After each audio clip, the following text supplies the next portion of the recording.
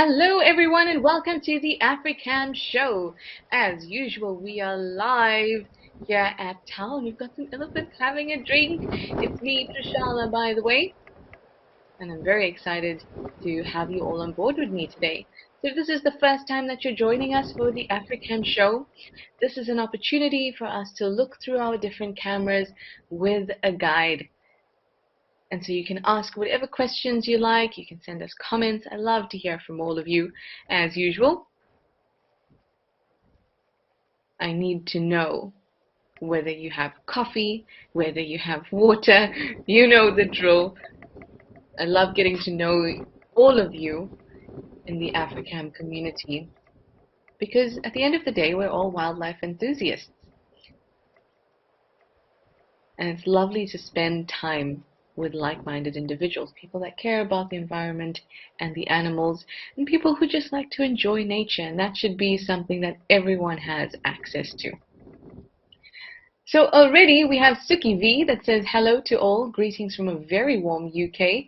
Your holiday in South Africa starts at the end of July. Ah, that's amazing. Wild animals, here you come, you say? This is so exciting, Suki V. I can't wait to follow your travels. Zygote, you say hi Trishala. Kauru, you say hi Trishala too. Hello all. We're heading over to Old Donyo now. Tamara David, you say how beautiful the world is. People tend to forget sometimes. I'm so glad you brought that up because this is what I love about working in nature, with nature, whether it's virtually like this, look at these giraffe at Old Donyo, is that we hope to remind people of just how much beauty there is out there, just the vastness of nature. Sometimes we do forget, and I don't blame people. We get caught up in our lives, caught up in the everyday things. But how phenomenal.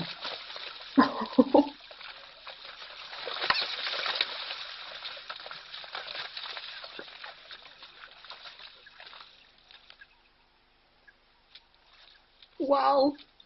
I have no idea what spooked these two zebras, which then spooked the giraffe, but it's likely that these are possibly maybe two males. I can see something going on in the undercarriage of the one closest to us. So maybe they were having a bit of a fight. The one closer to us is definitely younger than the other one, perhaps a son.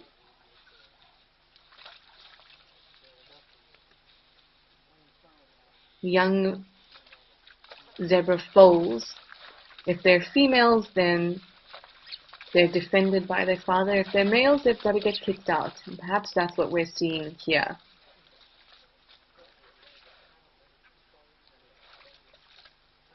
Tris Vispop, I think that's Visop.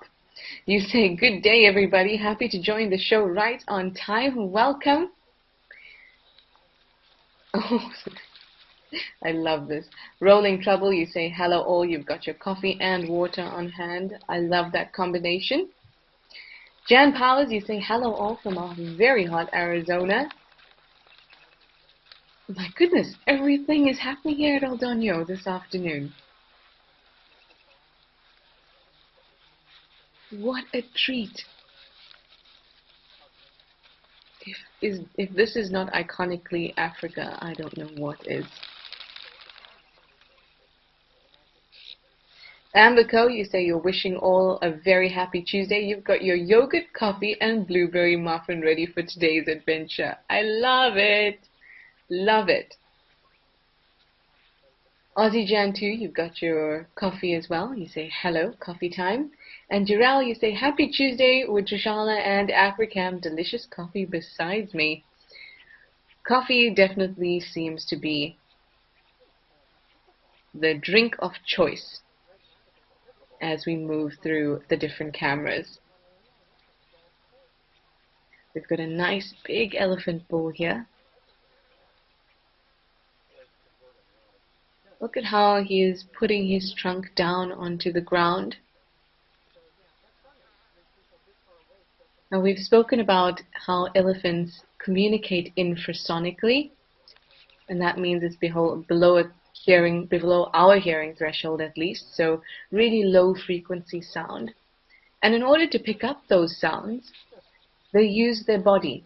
So they can use their legs to pick up vibrations, much like you would if you're sitting in your friend's car that has all these subwoofers,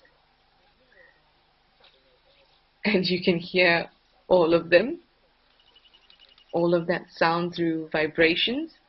Now you're picking that up through your body, and that's because your body is filled with liquid. So liquid is able to pick up vibrations really well.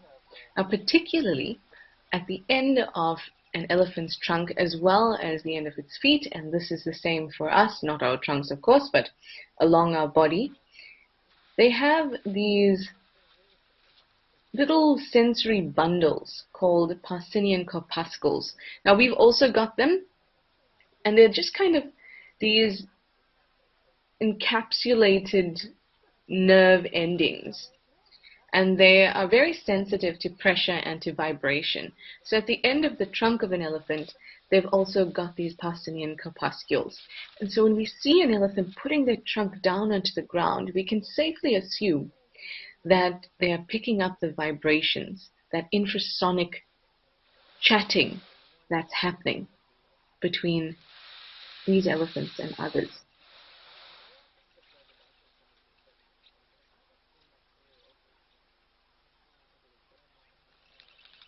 Oh, isn't he stunning? I wonder if he's looking for the little pipe. Is that what you're doing?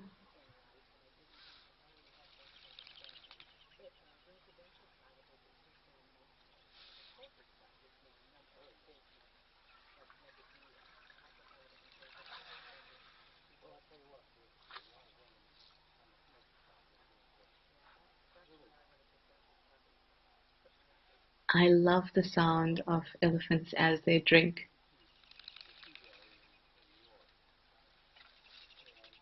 I'm pretty sure it's around that area that the little inlet for the pan is. I think that's what he's looking for. Elephants will always go that extra mile, literally walk extra to get fresh, clean water. That often means that they monopolize areas around a pan where they can get that water. So a good indication of a pan being pumped or there being a borehole is if elephants, or even a spring, is if elephants tend to drink in a specific area, a specific part of that pan.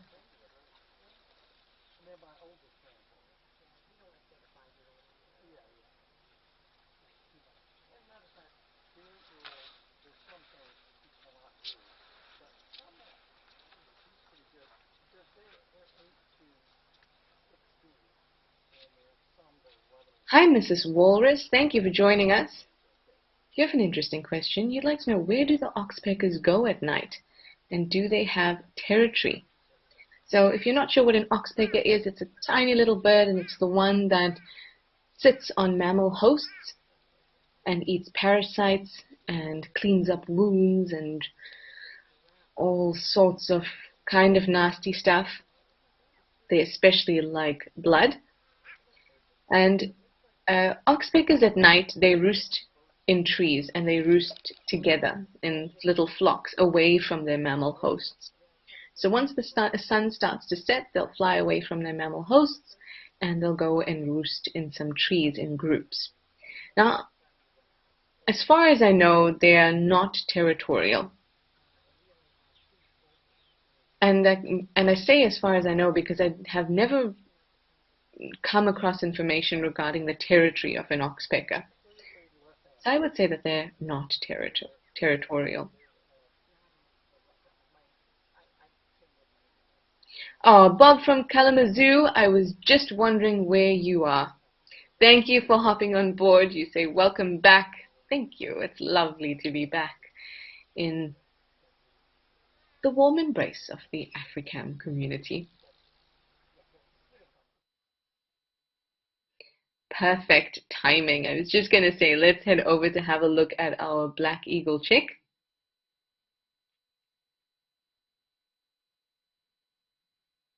Growing up so quickly. You can see the yellowy beak starting to get really robust. Darkness around the eyes as well, but still some time before the down is replaced by proper feathers.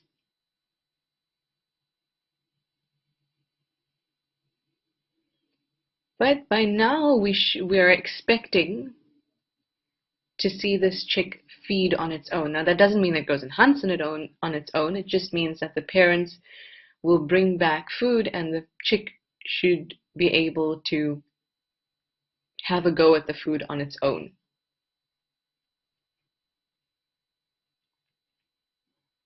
We already know that it can stand, so that's kind of the first milestone.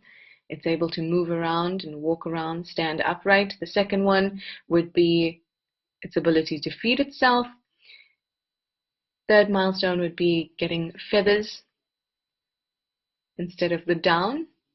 Well, I mean, down is still feathers, but it's a different type of feather. Getting contour feathers, the feathers that we're used to seeing, the ones that hold all that beautiful color.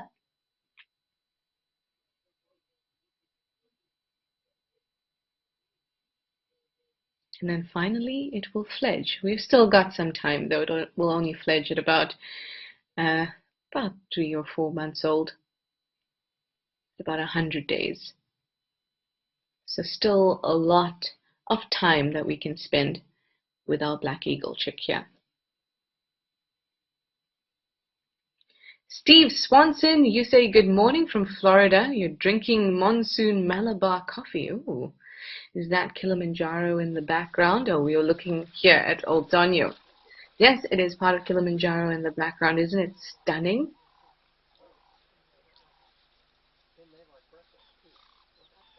For me, Old Donyo is just the most beautiful camera.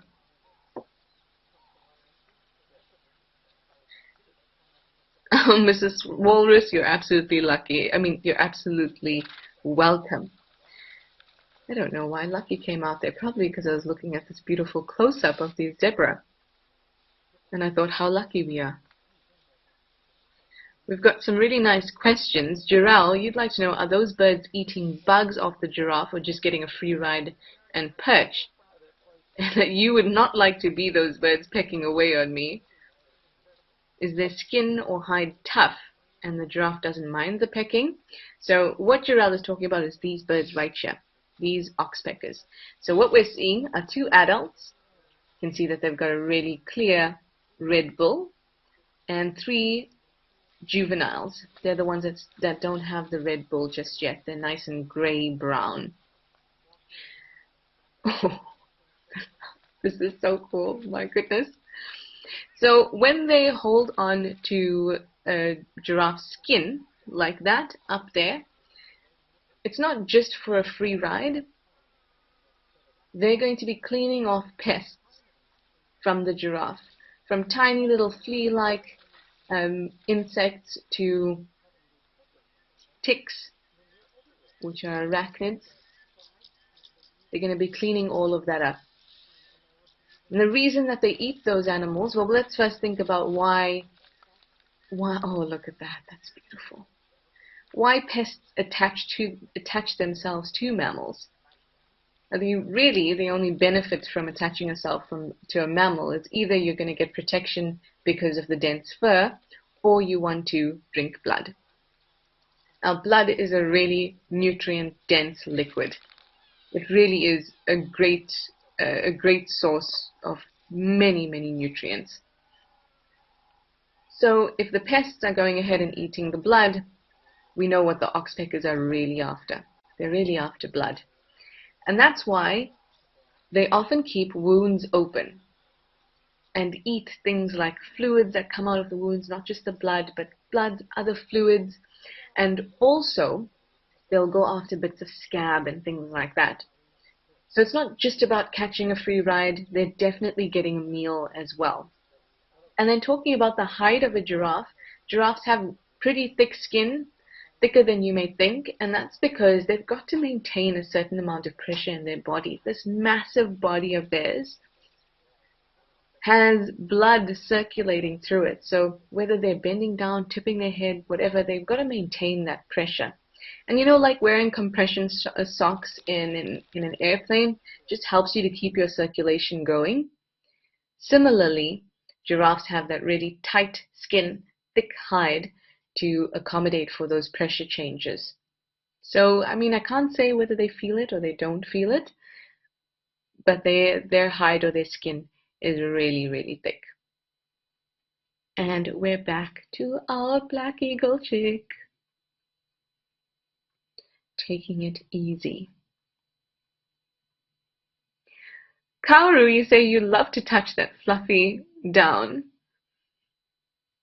Oh, and you're letting Steve Swanson know that it's breathtaking on a clear day. We're talking about Aldonio there. It really is breathtaking on a clear day. It's unimaginably stunning. I remember the first time I saw Aldonio with Kilimanjaro in the background and the snow cap.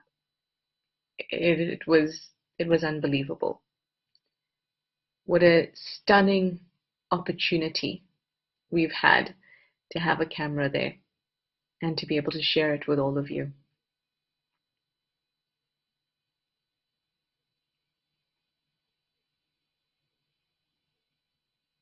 Looks like our little one is taking a wee nap. Like all or most young animals, I should say, not all, they require dense nutrients, they require a lot of rest. And essentially it comes down to the fact that they're growing. Anyway, now we've headed over to Tao. We've got a very ghostly looking elephant there in the distance and some zebra. That is not an elephant ghost, however, it is just an elephant that has been dust bathing in this mineral rich soil. See, it's really nice and white. That's usually an indication of minerals and salts that have coated the ground here. Now, Tamara DeWitt, you had a question about an elephant. So while we're here, let's do it. You say, are elephants born year-round, or is there some kind of breeding season? No, there's no breeding season for elephants. They will breed depending on age, and particularly with females, obviously, if they're in estrus. So they're only able to breed when they're in estrus. In fact, the estrus cycles of elephants are not well known. It's not 100% cyclical as it is with ours. It's a bit strange to think of our menstrual cycles as estrus cycles. And essentially, they're not really the same thing, but estrus is a time when you are most likely to successfully reproduce. And that involves a surge of hormones, etc. And for human females, that would mean ovulation. It's around the time that you ovulate. So when female elephants or cows are in estrus, that's the only time they're going to be receptive to success or receptive to mating, and then also the time when they can actually succeed. And for males, they'll go through periods of must once they're about 20 onwards years old. And must, in a way, is also this cyclical event where a male or a bull elephant is experiencing surges in hormones that make him want to find females in estrus. It's this fine dance between the cows and the bulls to figure out the right, the perfect time, because not only does the bull have to be in must, but the female has to be in estrus. So there's no breeding season. It's something that can happen year-round, and it depends on the resources in that area, the health of the elephants, which in turn affect the estrus and the must cycles of both cows and bulls.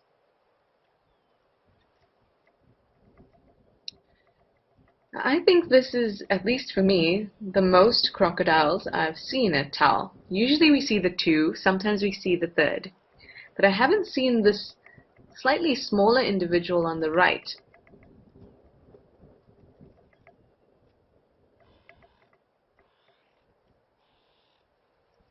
That guy looks quite interested in the crocodile that has its mouth open.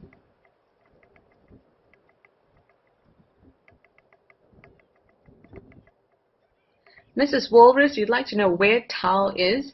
Tao is in Madikwe Game Reserve, which is in the northwest province of South Africa.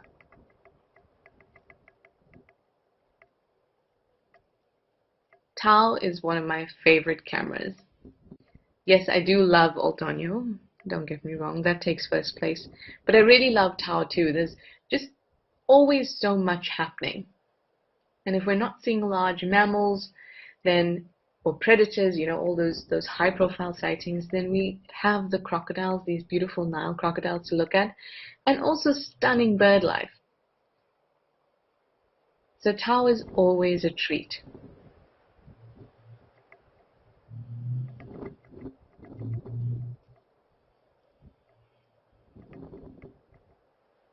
Jirel, you are welcome.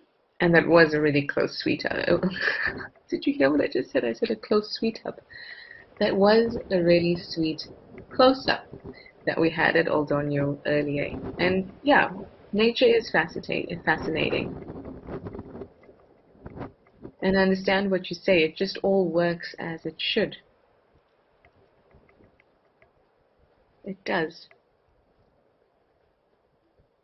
Just for soap, you say almost all Tao crocs in one frame. Wow.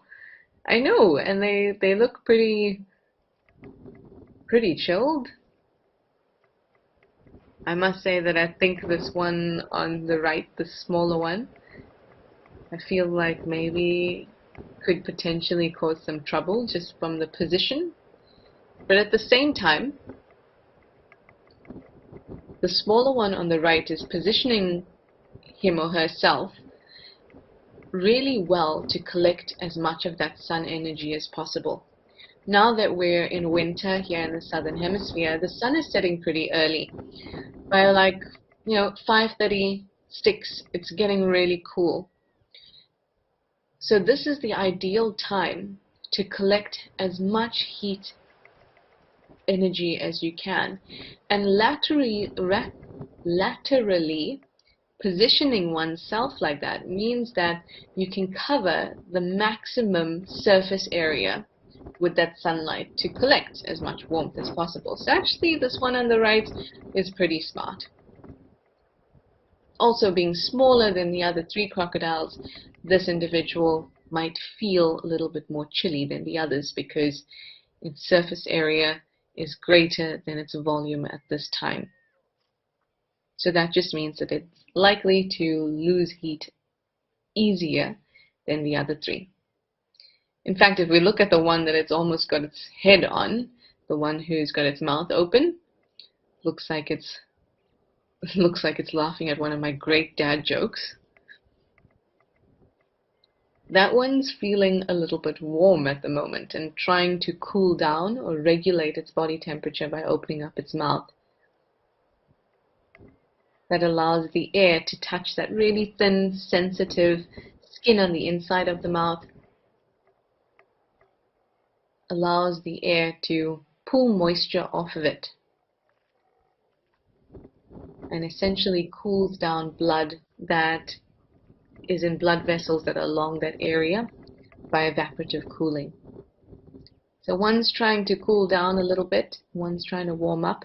Actually, I like to be a little bit more correct. Just because this crocodile has its mouth open and we know that that's associated with cooling down, doesn't necessarily mean that it is trying to cool down. It may just mean that it's trying to keep a sustained temperature.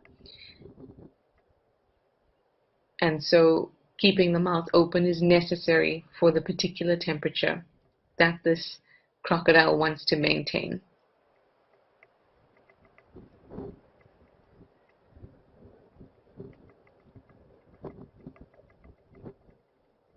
Rolling trouble, you say one is smiling. I see two smiling, one in the end and this one that's laughing at my dad jokes. Unfortunately, I can't think of a crocodile dad joke right now. Too much pressure.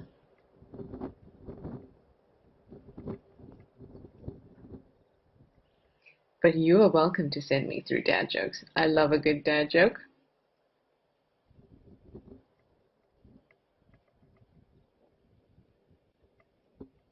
No, I need to stop. I'm starting to think about it. We've got some helmeted guinea fowl, or two helmeted guinea fowl in the background as well. Maybe not, actually. They look like... Oh, it's hard to tell. No, they are helmeted guinea fowl, definitely.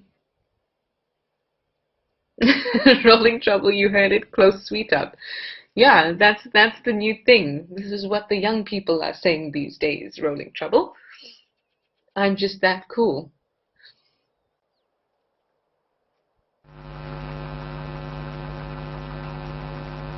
Alright, we've taken a quick dive down this way to Tembe. Sorry for that buzzing. So the reason that we've jumped over is because some impala were running through the water, and we're thinking maybe there's a predator around. We don't know. It can be very difficult if you're not there in person to kind of figure that out, because you're not able to smell and hear, have that kind of bush spidey sense. So we're just going to see if anything pops out. You're probably wondering where the water is if you're not familiar with Tembe. But we're looking at it right now. It's just covered in what appears to be some water hyacinth. At least it looks like water hyacinth. It's covering up the whole area. So across South Africa over the last few days, it has been really cold. When I mean really cold, I mean if the normal temperature was like 22, then it's now 18. And this cold front has been crazy. But the way in which temperatures and weather really affect animals is different for different animals. But one of the things that we look out for, if there's cooler temperatures, if it's overcast, those are good times to expect predator movements for longer. So if a predator like a leopard is usually seen around 6 or 7 o'clock, once the sun is well and truly set, then maybe they move out a little bit earlier, even during the middle of the day. So when it's cooler temperatures, if you're seeing clouds, you see it's overcast, that's a really good time to maybe get a little excited, because potentially you could see a predator in the middle of the day. But I don't see too much just yet. Well, maybe, keep an eye on this cam later through the day. Who knows what could show up? But we're coming back here to tell. I've got some zebra. Those elephants might be around as well.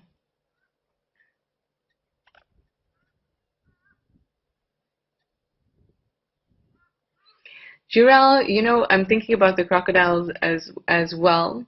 There are 5 crocodiles at Tau, but just like you, this is the first time that I'm seeing 4 together like this, and you're saying that you're surprised, just like I am. And aren't they territorial? And has the new guy always been there? Yeah, it's likely the new guy has always been there. And yes, they are territorial, but they're also going to be very tolerant of other crocodiles in the area. And when we talk about an animal being territorial, there's different, I suppose, measures of what territorial means. Territorial could mean don't come within so many centimeters of me, so the territory could feel more like individual space as opposed to land. And so you will see crocodiles fighting, especially if there are limited resources. But if there are ample resources, there's really no need for them to fight too much. But we do consider them territorial. In the same way as when we think of zebras, they're not territorial from a piece of land and resource perspective, but they're territorial over their herd, over their fillies and the mares. So the possession is not happening with a piece of ground, but with females in their herd, if that makes sense. So crocodiles, we sometimes see them behaving quite territorially, and especially if it's a female and she's laying eggs, she's going to be very territorial.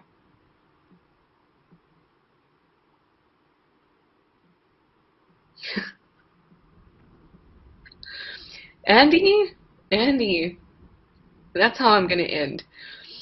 This is the most stunning lilac-breasted roller. You can see its streamers on its tail there, and it's contending with the wind. But that setting sun is just stunning. It's working for you, lilac-breasted roller. And it's time for us to say goodbye. And before we say goodbye, Andy says, why should you never play Texas Hold'em with a crocodile? You will literally lose every hand. Ha ha, lilac-breasted rollers going crazy, crocodiles at Tau have their mouths open, gula fluttering till the end of the day. Thank you, Andy.